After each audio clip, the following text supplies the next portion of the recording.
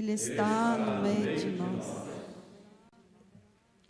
Proclamação do Evangelho de Jesus Cristo segundo João. Glória a vós, Senhor. Tomé, chamado Dídimo, que era um dos 12, não estava com eles quando Jesus veio. Os outros discípulos contaram depois: vimos o Senhor. Mas Tomé disse-lhes: se eu não vir a marca dos pregos em suas mãos, se eu não puser o dedo nas marcas dos pregos, e não puser a mão no seu lado, não acreditarei. 8 dias depois, encontravam-se os discípulos novamente reunidos em casa. E Tomé estava com eles. Estando fechadas as portas, Jesus entrou, pôs-se no meio deles e disse: a paz esteja convosco. E depois disse a Tomé: põe o teu dedo aqui e olhe as minhas mãos. Estende a tua mão e coloca-a no meu lado. E não sejas incrédulo, mas fiel. Tomé respondeu: meu Senhor e meu Deus. E Jesus lhe disse: acreditaste, porque me vistes. Bem-aventurados os que creram sem terem visto. Palavra da salvação. Glória a vós, Senhor.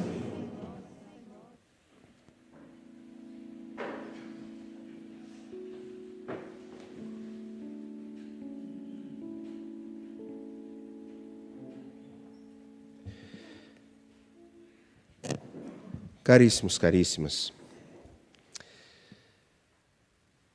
nós nos encontramos e celebramos a festa de São Tomé. E me lembro que na parte da manhã tivemos a oportunidade de olhar bastante para o versículo 29 do capítulo 20. Só uma pequena retomada, a fim de que possamos também continuar o nosso itinerário. Versículo 29 do capítulo 20 de João, após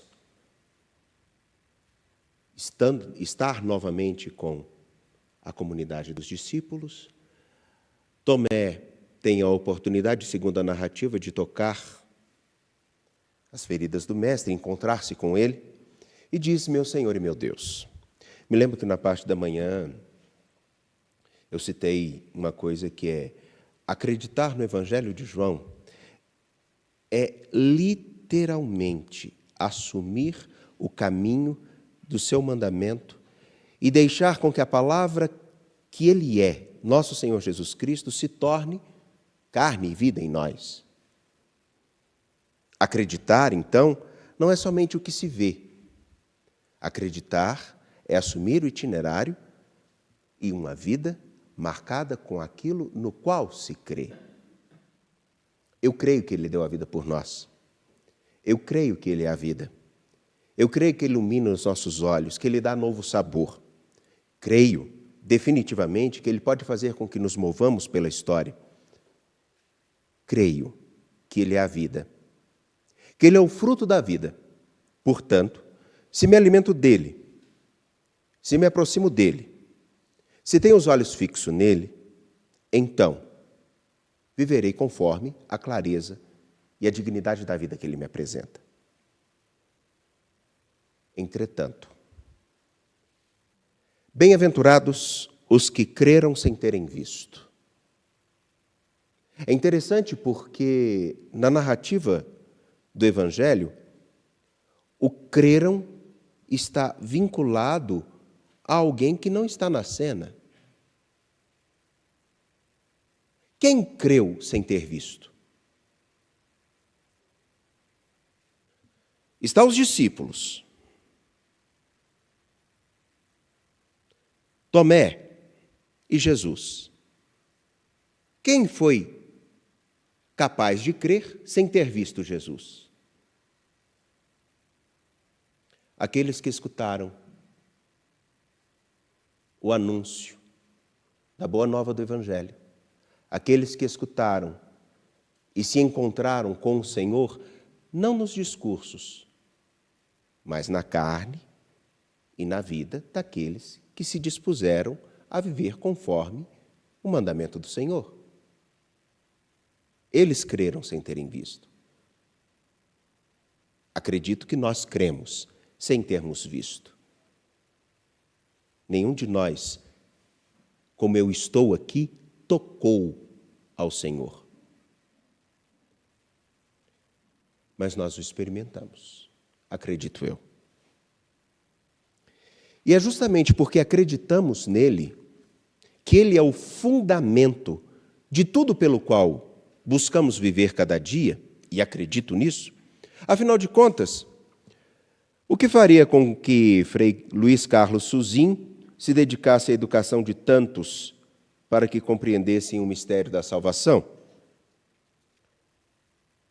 O que motivou a Padre Odésio Magnus da Silva, ou cada um dos padres que aqui está presente, a deixar sua história para dedicar-se à missão, a entrar numa comunidade e no cuidado, na educação, na formação das pessoas, ajudá-las a se encontrar com Jesus Cristo, se fosse exatamente por aquilo que eles poderiam tocar e apalpar?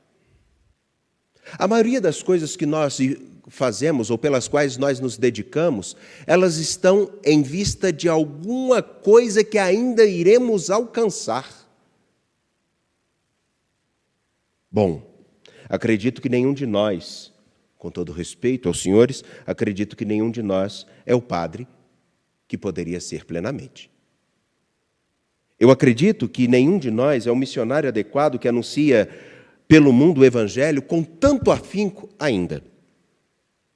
Como também acredito que nenhum de nós que participamos dessa celebração ou acompanhamos pelas redes sociais tenhamos entendido ainda plenamente o que significa seguir a Jesus Cristo e estar com Ele, senão assumindo a vida dele em nós, e isso implica todos os dias em um caminho constante de buscar aquilo que ainda não tocamos.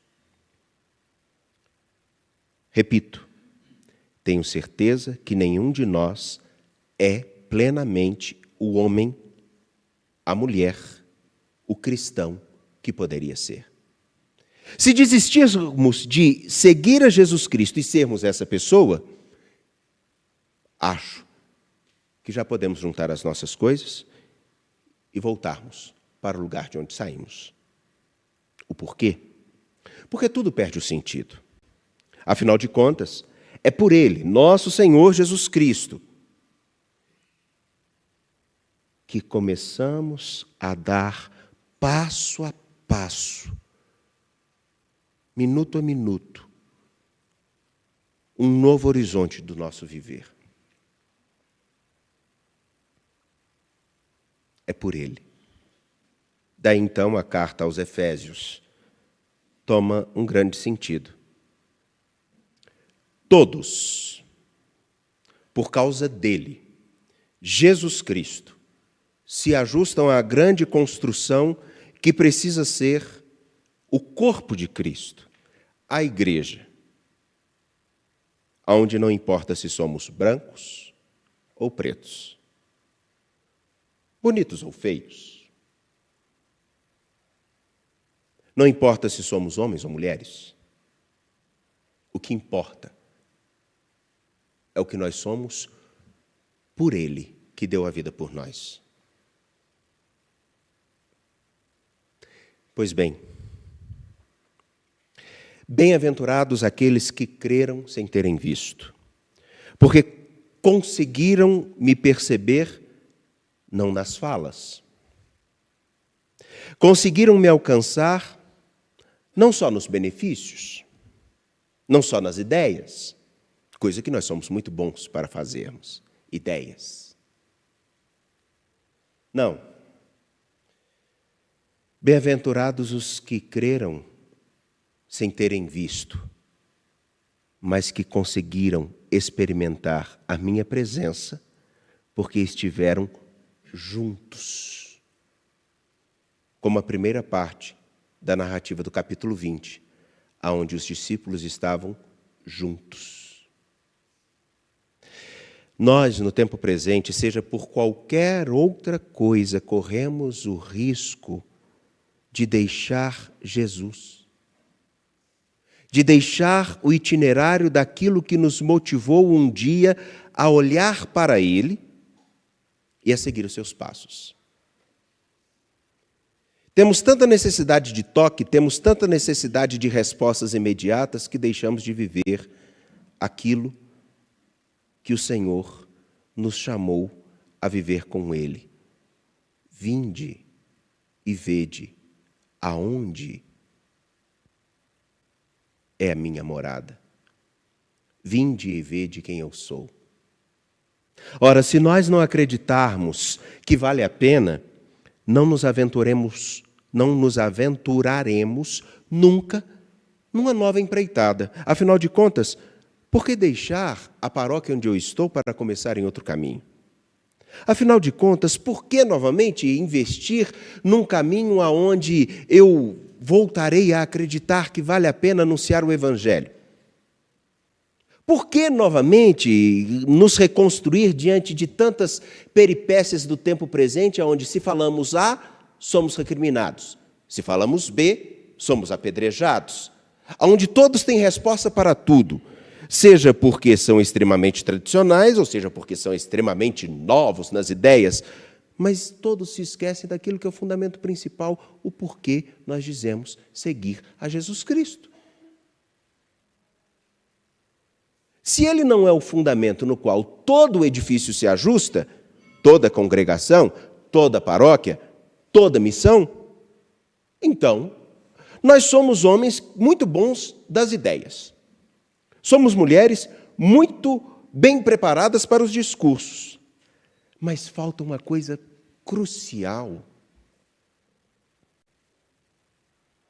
que é aquela coisa que me permitam narrar que eu vi um dia de uma dona lá no aglomerado da Serra, deste tamanho, um paninho colorido na cabeça, sempre de saia, me parece que tem as raízes até aqui em Caeté, praticamente semi-analfabeta, mas não perdia uma celebração, a oportunidade de fazer uma visita a alguém, e era tão querida por todas as pessoas. O nome dela é Conceição. Sempre tímida, ela tinha uma coisa fora de série. Me lembro que, quando ela via um dos meninos da Boca, que fora coroinha na sua comunidade, ela chegava até ele, cumprimentava, ele a respeitava e todos a respeitavam. Quando chegava para celebrar, tendo cumprimentado e observando do alto, ela chegava e falava assim: vamos rezar, né, padre? Porque um dia ele pode voltar. Bom, Tomé não conseguiu acreditar naquilo que os seus irmãos que conviveram com Jesus disse. Tomé não estava com eles, mas ele queria, de algum modo, se encontrar novamente com o Senhor e seu Deus. No tempo presente, nós temos muitos que não estão conosco. E que, como nós, também desejam tocar a Deus. Desejam ter uma experiência muito significativa com Ele. Mas o interessante é que Tomé só conseguiu se encontrar com Jesus quando ele esteve com o rosto de alguém que o viu e o encontrou primeiro. Dona Conceição assumia o desafio na sua simplicidade, não na sua forma letrada, com seu chinelinho de dedo, havaiana, azul. Sempre azul. Assumir um tipo de evangelização que nós nos esquecemos, que é fundamental. A de ajudar os outros a se encontrarem com o Senhor e não conosco, não com as nossas ideias. Quando o edifício todo não está ajustado em Jesus Cristo, sempre veremos as diferenças como os nossos maiores empecilhos. Sempre veremos os problemas do tempo presente como um grande dificultador. E nunca veremos a oportunidade singular de mostrar o rosto de Deus àqueles que também são o rosto dele. Penso, sinceramente, que nós precisamos redescobrir aquele sentido de João capítulo 1, versículo 14. A palavra se fez carne e habitou entre nós. E deixarmos com que o habitar dela entre nós passe a ser habita em nós. Porque o dia que ela habitar em nós, nós não precisaremos fazer muitos discursos. Nós poderemos simplesmente dizer: ô meu filho, você está bem? Eu vou para a igreja. Vão. Sabem, Dona Conceição conseguiu uma proeza. Ela não conseguiu com que um dos meninos voltasse para a comunidade, mas ela conseguiu fazer com que a mãe de um dos que foi assassinado voltasse. Eu acho que ela conseguiu fazer um passo muito significativo para mostrar qual é o rosto de Deus e qual é a nossa missão de todos nós. Confiantes de pé, apresentemos nossas preces.